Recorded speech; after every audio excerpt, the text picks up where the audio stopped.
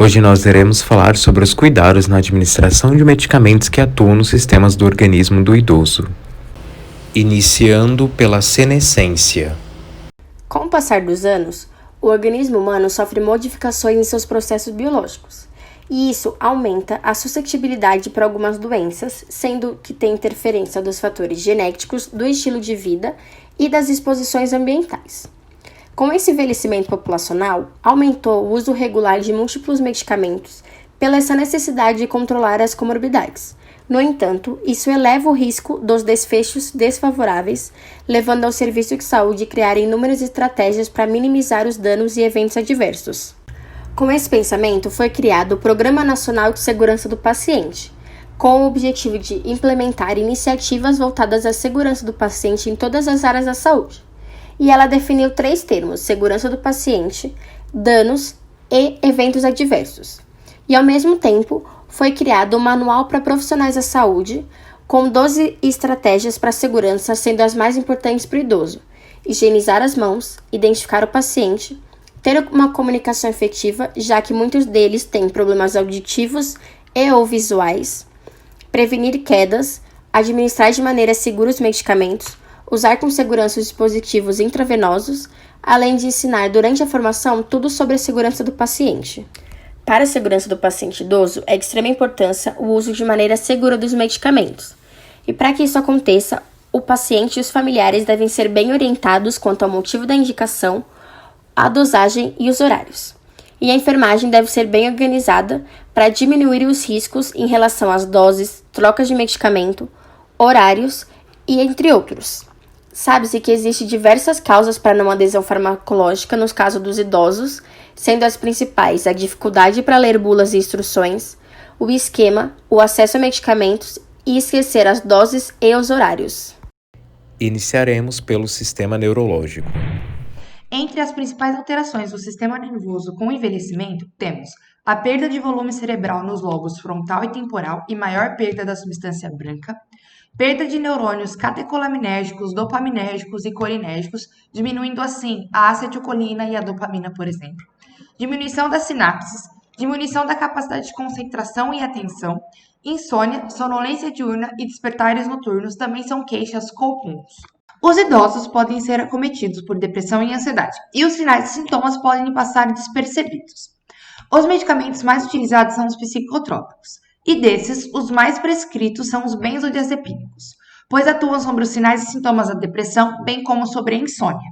Devem ser utilizados por um curto espaço de tempo por seu grande risco de dependência e o aumento na frequência de quedas, fraturas de fêmur e delírio, entre outros que acometem a população idosa. Os de longa duração não devem ser prescritos para idosos, e os de curta duração devem ser utilizados com 1/3 da dose empregada para adultos com um ajuste lento. O enfermeiro deve orientar o paciente contra os problemas causados por um uso irracional, indicação, dosagem e horários que devem ser administrados, considerando a presença ou não de déficits cognitivos do paciente. Dando prosseguimento, iremos falar das alterações no sistema músculo-esquelético. As principais alterações do sistema músculo-esquelético com o envelhecimento são: a postura se torna mais rígida, com um certo grau de cifose torácica, quadris e joelhos fletidos, o balançar dos braços e os passos se tornam menores. A massa muscular, ela é diminuída tanto em volume quanto em quantidade de fibras, e a atrofia óssea ela não é homogênea e é mais evidente em mulheres menopausadas. Os idosos são os mais propensos à osteoporose e as dores no sistema músculo-esquelético são frequentes. A osteoporose ela é comum nessa faixa etária, principalmente no gênero feminino. Medicamentos como a terapia antirretroviral, anticonvulsivantes e anticoagulantes são fatores de risco, pois afetam a massa esquelética.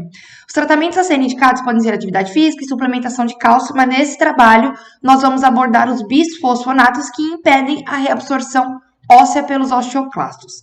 Esses medicamentos, quando por via oral, devem ser administrados em jejum e o paciente deve ser orientado a não se deitar. Os eventos adversos a qual o paciente deve ser orientado para melhorar a adesão são alterações gastrointestinais, atralgias, mialgias, e ele é contraindicado em pacientes com clearance de creatinina abaixo de 35 ml por minuto e em idosos que fazem uso de diuréticos. Continuando, agora nós iremos falar das alterações no sistema urinário.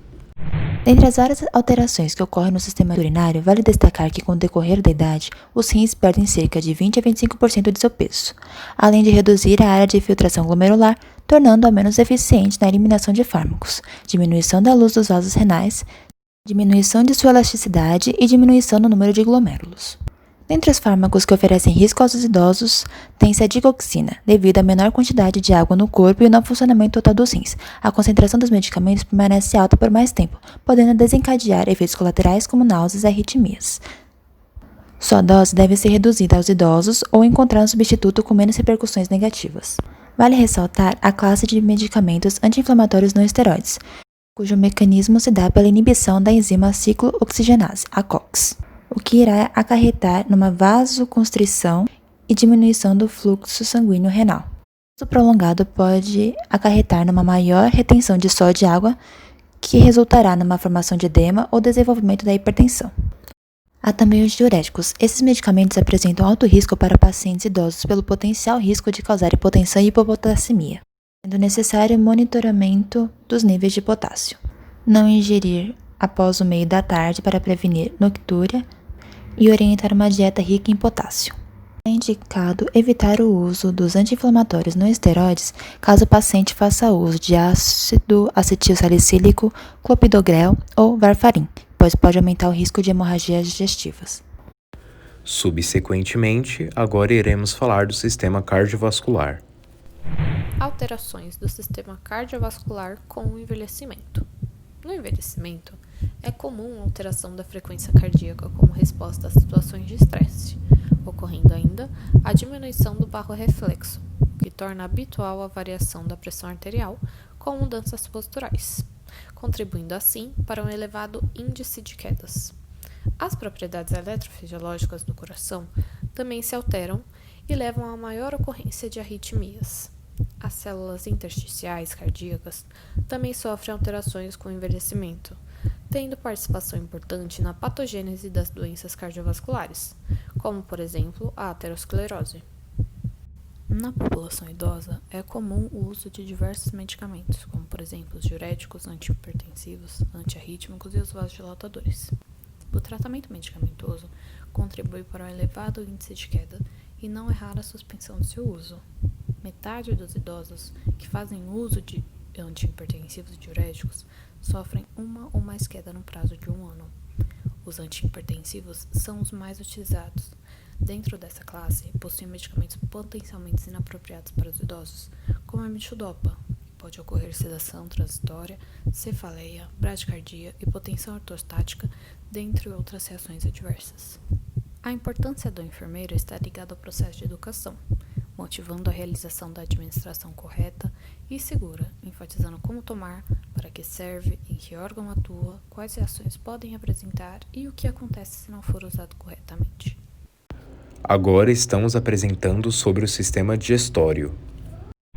Conforme o avanço da idade, os sistemas fisiológicos e grande parte dos órgãos acabam sofrendo algumas alterações e perdendo sua funcionalidade inicial. O sistema digestório sofre algumas alterações causadas pelo avanço da idade, que pode afetar a condição nutricional e até mesmo as doses dos medicamentos administrados por via oral em idosos. As alterações que ocorrem devido ao envelhecimento acabam tendo algumas consequências na função gastrointestinal, como, por exemplo, a diminuição na força do ato de mastigar e o reflexo do vômito faz com que o risco de asfixia aumente, a atenuação na produção do ácido gástrico causado pela infecção por H. pylori e a redução da superfície de contato com a mucosa do intestino delgado, ocasionando o rebaixamento da absorção de alguns nutrientes, assim como a diminuição da motilidade gástrica, retardando o esvaziamento gástrico e causando a má digestão, e a redução do tamanho do fígado em cerca de 20 a 40% e do fluxo sanguíneo em cerca de 40%, tendo uma predisposição para aumento dos efeitos adversos a medicamentos. A grande maioria dos fármacos são absorvidos por difusão passiva, que continua sem alteração nos idosos. No entanto, fármacos que são absorvidos por meio de transportadores ativos, como por exemplo, vitamina B12, ferro e cálcio, podem ter menor velocidade de absorção por conta da redução na funcionalidade dos transportadores nesta faixa etária. Alguns medicamentos que são potencialmente inapropriados para idosos relacionados ao sistema gastrointestinal, independente da sua patologia, são metoclopramida, com exceção em casos de gastroparesia, pode resultar em efeitos extrapiramidais, tendo alto risco em idosos frágeis. O óleo mineral administrado por via oral pode ter alto risco de aspiração.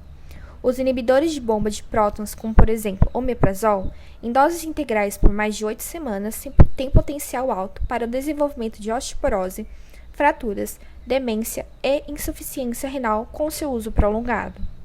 Um fármaco classificado como medicamento potencialmente inapropriado não significa ter uma contraindicação absoluta.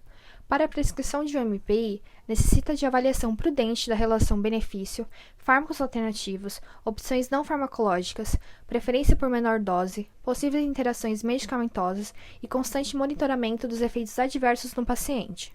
Prosseguindo, agora iremos falar sobre o sistema endócrino. Na terceira idade, o menor condicionamento físico pode ser causado pela redução da concentração do hormônio do crescimento. Com o sedentarismo, é facilitada a aparição da diabetes mellitus tipo 2 e suas inúmeras complicações por conta do aumento da resistência insulínica. No idoso, é comum o declínio dos níveis de T3 e T4. O hipotireoidismo pode causar depressão, fraqueza muscular, alterações cardíacas, edema, entre outros. Nos homens, a andropausa é causada pela diminuição dos níveis de testosterona e na menopausa as mulheres apresentam uma diminuição dos níveis de estrógeno e progesterona. O uso do hormônio do crescimento pode provocar hiperglicemia, edema, ginecomastia, entre outros, sendo somente indicado para reposição hormonal. Os efeitos adversos dos antidiabéticos orais são hipoglicemia, distúrbios gastrointestinais, aumento da massa corporal e náusea. Assim, evita-se o uso de clorpropamida e glibenclamida. No hipotireoidismo, é inapropriado o uso de levotiroxina com doença cardíaca coronariana, sendo somente indicado nos casos de altos níveis de TSH. A reposição hormonal masculina pode apresentar alterações cardiovasculares, câncer prostático, ginecomastia, apneia noturna, entre outros. Os andrógenos são indicados somente para hipogonadismo de moderado a grave. As contraindicações da reposição de estrógeno são tromboembolismo, hepatopatia, câncer de mama e endométrio, sangramento uterino e cardiopatia grave. A reposição deve iniciar entre os 50 e 59 anos. Sem uma boa adesão e um mau funcionamento do metabolismo, é facilitada a aparição de doenças crônicas. Assim, o diabético deve ser orientado quanto ao estilo de vida saudável e à monitoração da glicemia capilar. Além disso, em todos os tratamentos, os pacientes devem entender o medicamento em uso de forma integral. Agora, eu irei falar sobre o sistema respiratório. Primeiramente, com o envelhecimento há mudanças estruturais e funcionais das estruturas que contemplam o sistema respiratório. Os pulmões tornam-se mais volumosos e distendidos devido à redução da capacidade das fibras elásticas retornarem depois da distensão na inspiração. Ocorre um alargamento dos ductos alveolares e bronquíolos e os alvéolos tornam-se flácidos. A partir disso, ocorre um aumento de ar nos ductos alveolares e redução de ar nos alvéolos em detrimento da ventilação e perfusão. Além disso, posso citar também a diminuição da superfície gasosa, diminuição da elasticidade da parede torácica, aumento da rigidez da estrutura interna pulmonar e diminuição da capacidade máxima respiratória, já que a maioria da musculatura sofre sarcopenia, consequentemente prejudica a eficácia da musculatura acessória e dos músculos intercostais internos e externos. Ademais, ocorre a lentificação da função mucociliar, dificultando a limpeza de partículas que são inaladas, propiciando a implantação de infecções. E por fim, ocorre a diminuição do líquido surfactante nos idosos, aumentando exponencialmente a possibilidade de colabar os alvéolos durante a expiração, emergindo atelectasias.